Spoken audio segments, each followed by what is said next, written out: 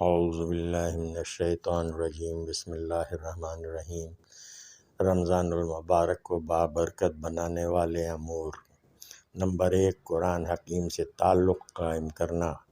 رمضان المبارک قرآن حکیم کے نزول کا مہینہ ہے، لہٰذا ہمیں چاہیے کہ رمضان المبارک میں نہ صرف قرآن کی تلاوت کا روزانہ باقاعدگی کے ساتھ اہتمام کریں بلکہ قرآن حکیم کے معنی و مفاہیم سے آگاہی کے لیے ترجمہ و تفسیر کا مطالعہ کریں۔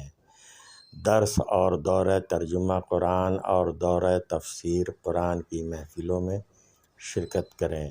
رمضان کی راتوں میں قرآن کے ساتھ جاگنے والوں کے حق میں قرآن سفارش کرے گا اور اللہ تعالیٰ اس کی سفارش قبول کرے گا۔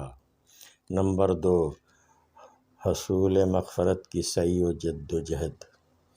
اللہ تعالیٰ نے رمضان کو مغفرت کا ذریعہ بنایا ہے، لہٰذا ہمیں پورے رمضان خصوصی محنت کر کے اور نیک اعمال کے ذریعے اللہ کو راضی رکھنے کی کوشش کرنی چاہیے۔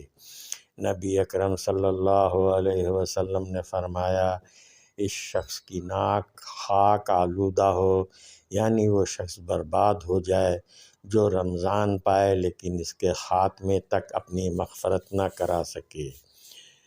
روزہ۔ نمبر 3، روزہ افطار کرانا۔ حدیث میں روزہ افطار کرانے والوں کو روزہ دار کے اجر کے برابر نوید سنائی گئی ہے، اور مزید فرمایا کہ یہ اجر وہ بھی پا سکتا ہے جو لسی یا پانی کے ایک گھونٹ پر بھی کسی کو افطار کرا دے۔ نمبر 4، اعتکاف۔ رمضان کے آخری عشرے کا اعتکاف نبی کریم صلی اللہ علیہ وسلم کی سنت ہے۔ آپ صلی اللہ علیہ وسلم رمضان کے آخری عشرے میں اعتکاف فرمایا کرتے تھے، یہاں تک کہ آپ صلی اللہ علیہ وسلم نے دنیا سے رحلت فرمائی۔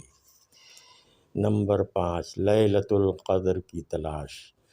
نبی کریم صلی اللہ علیہ وسلم کا حکم ہے کہ شب قدر کو آخری عشرے میں تلاش کرو۔